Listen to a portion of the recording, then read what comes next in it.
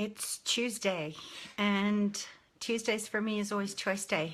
If you don't know me, I'm Sarah Jane from Access Your True Nature, and I'm going to try and make this one quick today because I've just had so many emotions that I've been tracking in the topsy-turvy world of choices and what to choose and what not to choose, and when quitting actually is probably the kindest thing that you can do. Because you know what, let's face it, we all have those moments in life where we just go, why am I carrying on? You know, why does this have to be so hard? And here's the thing that I know to be true. I saw a woman this morning who, at great lengths and great costs, got in the car and drove on a sniff of a rag of petrol because she didn't have money to put petrol in her car. Hi, Candice. And she did it anyway. She took the risk, and on petrol fumes and the determination and the commitment to turn her life around, because she knew that quitting wasn't an option for her. She has a little girl to support. She has animals that are depending on her, and quitting just wasn't an option. And I realized how easy it is for us to just throw it all in, throw the towel in. You know, and I was just totally floored by her attitude of partly being so stuck in the story because she's been running on adrenal high on fighting to stay alive. She come through cancer. She's had a mastectomy. She's had her husband that has had a stroke and is in a hospital, and everything's in his name, and the story, you know, it's just like, I wouldn't wish that kind of suffering on anybody, but at the end of the day, it's what made her resilient and made her strong enough to get in a car that she didn't even know she was going to have enough petrol to come home, to start to look at things that are outside of that so she could rewrite her story. And the emotions that were going on, you know, in my own body was, that could be me. It nearly was a couple of times. You know, when I was on my manic highs, I knew that I was invincible, that I could do absolutely anything. But when I hit the bottom, I wanted to quit all the time. I wanted to quit on myself. I wanted to quit on my life because it was just too painful. And there are going to be times in your life when you know that you can't quit because there are other people depending on you, and there are it's bigger than us. You can't quit. Quitting is not an option. And then there are times when you should quit. When you should, you know, you need to know, when do I keep going? When do I push through? When do I keep focus on the bigger picture of why I get up every day? It has to be bigger than you. Because if it's just about you, it's easy to quit. So there is some commitment in there, and there is the accountability that, you know what, I'm getting up because this matters too much to me. I brought a child into the life. I have animals, whatever it is for you. Sometimes, you know, life's little failures come along because we don't actually realize how close we are to turning those stories around and getting what we want in life. And I really believe that many of our life's failures are people without a shadow of a doubt that knew it was the right time to quit something. Maybe it's an abusive relationship. Maybe it's a soul-sucking job that's killing you. Maybe, you know, whatever it is for you, I'm sure you can think of many times when you wanted to quit. Maybe you want to quit right now. But it's bigger than you. And before we quit, before we give up, we have to recognize what's at stake here and claim our stake. Put our stake in the ground and know that, you know what, I'm going to do this anyway, because where I am and how I'm feeling right now is temporary. And one of the easiest ways to do that is just to go back into appreciation. Hi, Darlene. You know, go back into appreciating what you've got right in your life, what is working for you, and the times when you not quitting gave you the resilience, or maybe when you did quit something that was abusive, whether it was the self-talk, whether it was staying in the story, quit the story, write a new one. You can't do that, and you also can't make choices when you're in fear. You have to be willing to look at, what am I afraid of here? What's at stake? What am I going to lose if I stop this? Whether that's whatever it is for you. And that's why I get on Facebook every day, because I've heard too many people tell me that sometimes it's a lifeline that they didn't have when they wanted to quit, that there may be something in my ramblings, something in my crazy, screwed up, wise PhD of life experience, of doing shame, of doing depression, of being out in the field and not quitting, that changes something for you. So I show up every day and I make these little videos because I don't want you to think that you're alone. I don't want you to think that there is no way out, right? And irrespective of whether you decide to quit a business, a relationship, a dream, there's always a vision that's bigger than you for your life, because you were created for a purpose. You are miraculous. There's only one of you in the world doing what you do the way that you do it. And that's the living legacy that I want to give back to you if you're forgetting that you are important. Your life matters. Your story matters. But you cannot empower yourself if you're coming from a place of disempowered thoughts and feelings and emotions. And we need support. We need tribe to remind us that we have, excuse me, we have our purpose. We have our contribution to give back to the world as only we can. And if we're not looking at quitting isn't an option right now, or looking at, you know what, it's time to quit because this is killing me. It's killing my future. It's killing my business, whatever it is for you. And being able to step up to the plate to claim your stake even when the going gets tough. Because we're okay when things are going great. It's when things aren't. And let's face it, right now, there's a lot of people that are struggling out there, struggling to make ends meet, struggling to make tough choices. You know, I've got one of my cats, my beloved cat, Toby. He's been, excuse me, he's been fighting. And I really mean it. You know, his body is fighting, his immune system is fighting all the time to fight an infection that's going on, because he has a big cancerous tumor on his head. And every day I cry cleaning those wounds. And I do the best that I can to keep him as comfortable as possible until there is no quality of life for him anymore. So instead of giving up, hi Victor, instead of quitting, look at what you're doing right. Look at where you're contributing. I love the hearts and the thumbs. Send me some more because I'm pretty emotional today. You know, this stuff matters to me. I don't like to see anybody or anything suffering. And yet we are addicted to suffering. We are so stuck. Hi, Kate. It's freezing up. I'm sorry. You know, stake. Yeah, you're a stake in the ground. Yeah. You know, life is difficult. Life is challenging. There's so many things that we have no control over.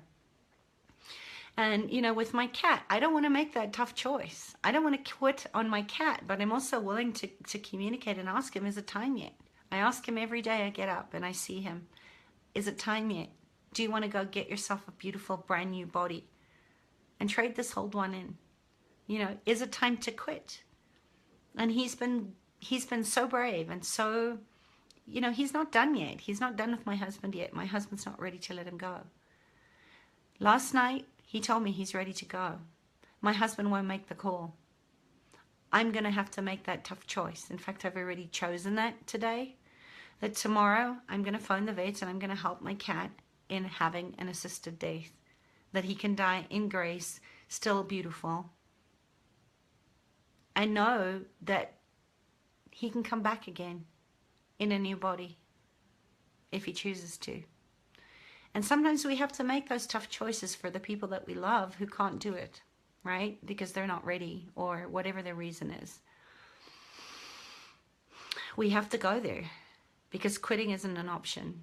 And I'm not going to sit and watch my cat suffer. And I think we also have to go into knowing, you know, can I change this? Because sometimes it's not for us to change. Sometimes it's just for us to hold that space for the people and the animals to choose what they're choosing. And it's horrible to watch people, and it's horrible to watch pain, right? It's horrible to see somebody struggling and suffering and making the same mistakes over and over again. But sometimes that's what we have to do, is just hold that container of space for that person or that animal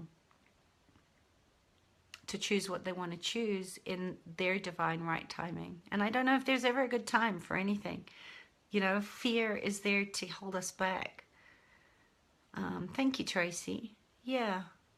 You know, and seeing my client today, you know, it's just like when I asked her, when she got in her car after a 3-hour intensive,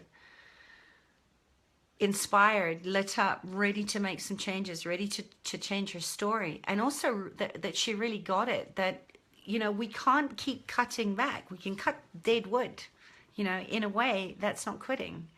That's not about giving up. That's about looking at how can I prune back bad relationships, things that aren't working for me in my life, so that I can make room for new things to come in that are aligned with what matters to me, what I stand for. You can't do that if your cup is overflowing with crap. And, you know, that's what we're taught as prefrontal thinkers, right? That let our feelings and our emotions often get in the way, is that we can't track our emotions and look at what we're really afraid of underneath that if we're running from fear. Please don't make choices in fear. But, you know, as I was saying with this woman today, when she got in the car with her child, the car wouldn't start. She didn't have any petrol. So I went and got her some petrol. And I filled her car up, because I don't want her to snuff that flame of inspiration, of hope that she got over the fact that she's making herself wrong, because it's irresponsible.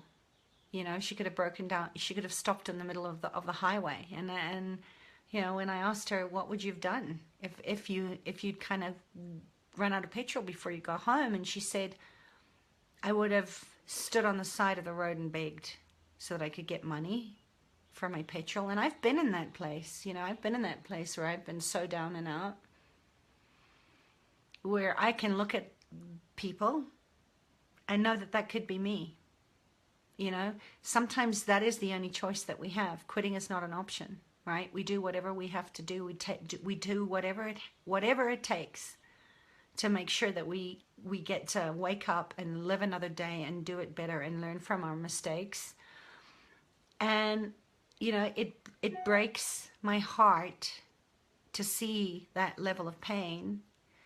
And at the same time, there's this huge amount of gratitude and appreciation for the things that I've done right in my life, to turn my story around, to turn my, you know, my health challenges around, to not buy the diagnosis that I'm bipolar and somehow I'm, you know, I'm always going to be handicapped, that I'm never going to get it right, or that a brain tumor is going to kill me. You know, it's about taking the right steps and also asking for help, being willing to receive, because you have the asking to give.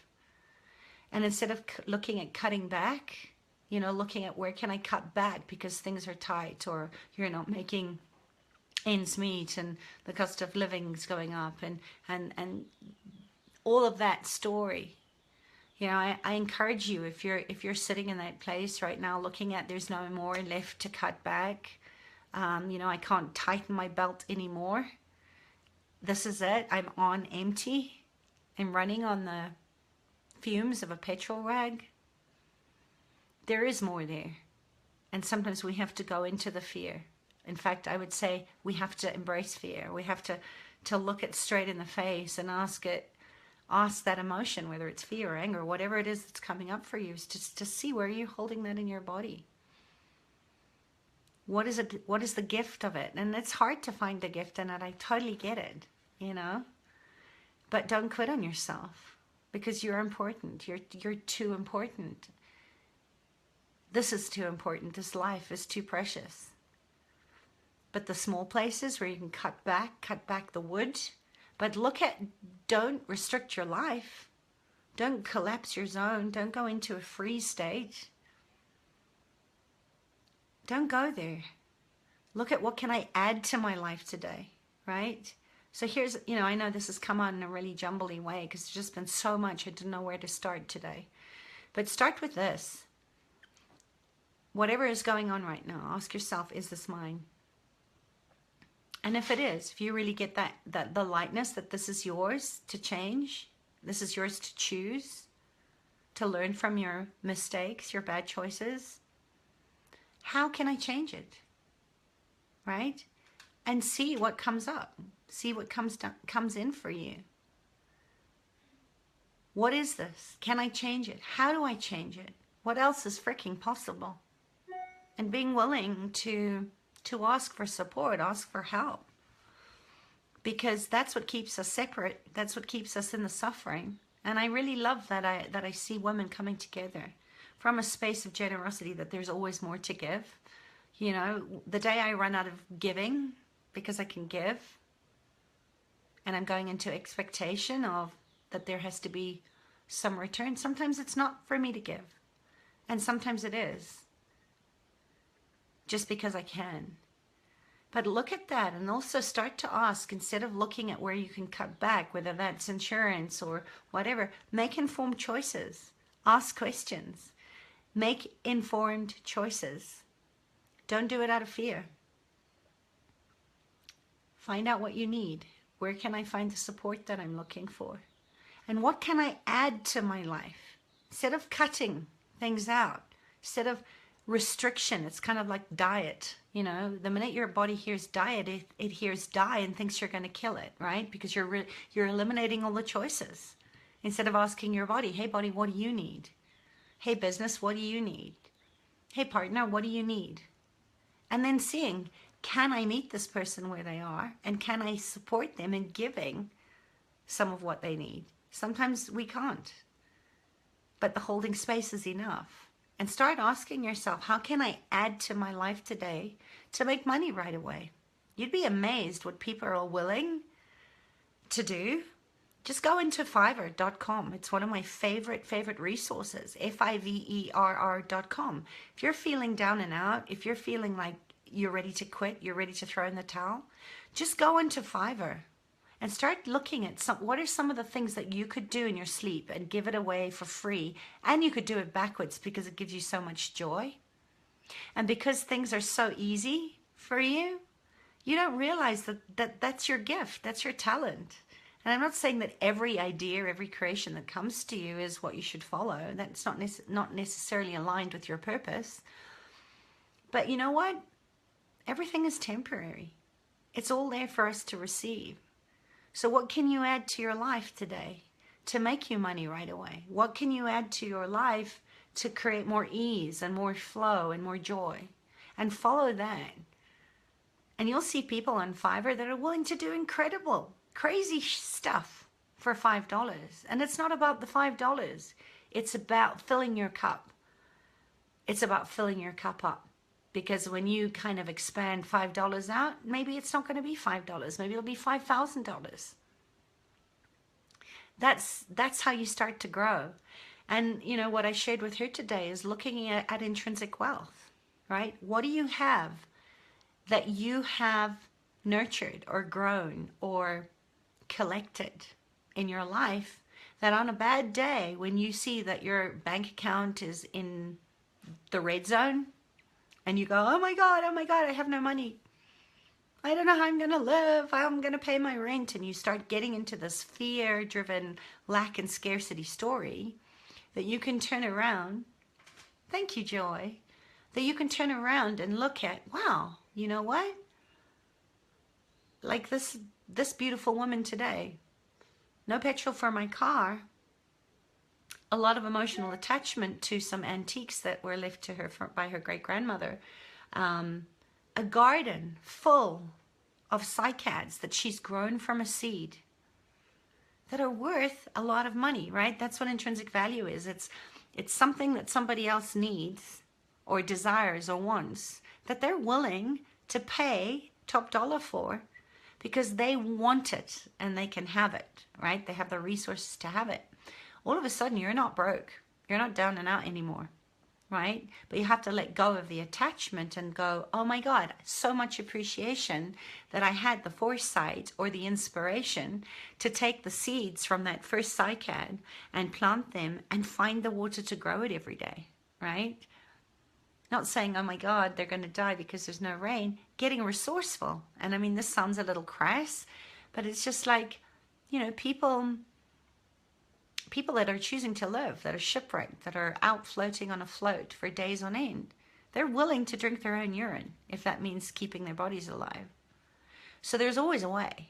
There's always a way when you can start looking at, instead of what do I have to lose, right? What do I have to cut back on to come out at the end of the month, to start looking at what can I add to my life today to get me closer to where I'm going. And if that means putting food on your table, it's another day you put food on your table, because you do have control over your choices. You get to choose to stay in lack and scarcity, or you get to choose to see how abundant and rich you are, because this is your biggest resource. Your heart is your biggest resource. Your body is a resource, right? It's a miraculous thing. As long as we have, you know, this beautiful nose to smell danger, be drawn into things of great beauty. I'm going to pick the most beautiful roses today. I'll have to show you. Look at those. Out of my garden, you know, because there's plenty more. And sometimes when we prune, nature shows us that. When you start to prune back dead wood, if you pick berries, you actually encourage that bush to grow more, right? There's a beautiful marula bush, mulberry bush down the road from me. Every time I go, I marvel at the beautiful strength that this tree, in spite of the fact that there's been very little rain, every summer, it is full of raspberries, and the birds take some, and the people take some, and some fall to the ground and go back into the soil. It's an abundant universe. Things have to circulate.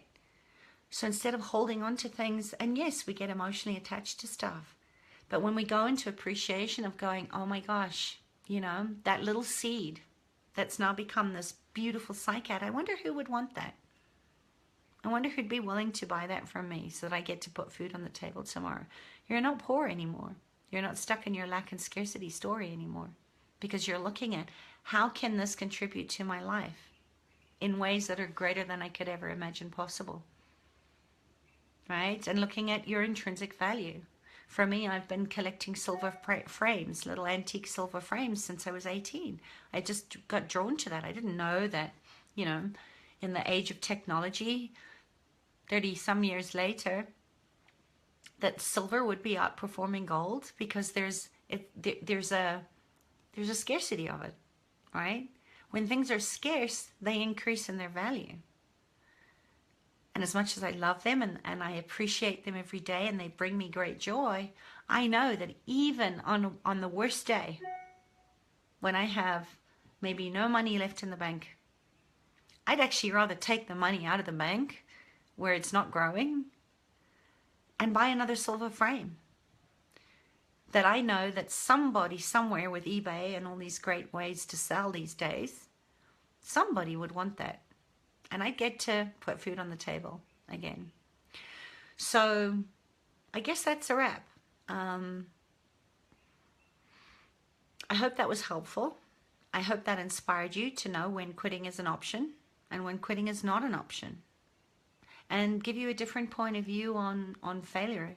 There's nothing, you know, what's the worst that could happen? We don't fail, we learn. If we're willing to see the gift in it, there are no mistakes, there is no failure. There's only the capacity to know that anything is possible if you commit to get out of your story, see the trauma of whatever it is, whether it's financial abuse or a relationship that's abusive, see it for the gift that it was, and celebrate you that you got it right to leave, right? You got it right to quit, whatever that is. And you live to see another day wiser and stronger and more resilient because you did it, right? Because, you know, for me, There's no escaping past hurt from childhood or other lifetimes. It's always going to be there. So you can see it as a gift and look at what you did right, or you can see it as a handicap and stay in the victimology of being wounded and betrayed, and you know that life isn't fair, and all the other stories we tell each other, all the judgments that we keep it and keep those things in place with. So this Tuesday I want you to really tap into what you can appreciate about what you've done right in your life and what you can add to your life today. Right? What is yours to change? And where can you start leaning into that rather than eliminating your choices to create and be greater than you were today? Little mucky. Make sense? So, go and be brilliant. Know that you always have choice. And yes, our feelings get hurt. And yes, we beat ourselves up. We're brilliant at that as women, especially. We're empathetic, we're sympathetic, we're sensitive, we're emotional beings.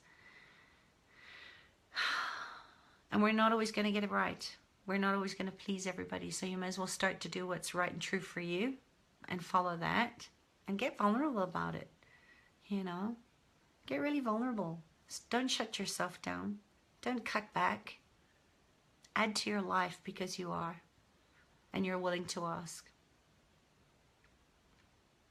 And post your comments and questions. Tell me one thing that you are in deep appreciation of for you, for what you got right today. And what could you add? What one thing could you add to your life today that could expand your possibilities, expand your joy of being, and allow the things in your life to contribute to you, including things and people and animals and plants. And go there. Because I love you and you matter. And I'm not quitting. I'm not quitting on myself, and I'm certainly not going to quit on you, because I want to see your story out in the world. And I want you to be telling your story from that authentic heart place of vulnerability. You know, I no longer, there's no shame for me to say, hey, you know what? It's an interesting point of view that I was given that diagnosis of bipolar. But you know what? I'm not on any medication. I swing with the highs and the lows, and I have great tools and great support to keep me on track and focused, to know that there's method in all this madness, right? There really is. And where could you see a diagnosis or a label or a judgment that's been given to you as the greatest gift there is? Because then there's nothing to resist, there's nothing to defend, there's nothing to push against. There's only the willingness and the choice to acknowledge that you're exceptional, you're undefinable, you're different, and you matter. Those contrasts can be beautiful if we could just see them as, oh, got a nice curly hair here. If we can just see them for what they are, they're contrasts. The pendulum swings, and wherever you are, no matter how awful or bad or terrible you may be feeling right now, that's temporary too. So look for the gift in that. Post your comments and questions. Let me know if this inspired you today, and be brilliant. Love you guys. Bye. Mwah.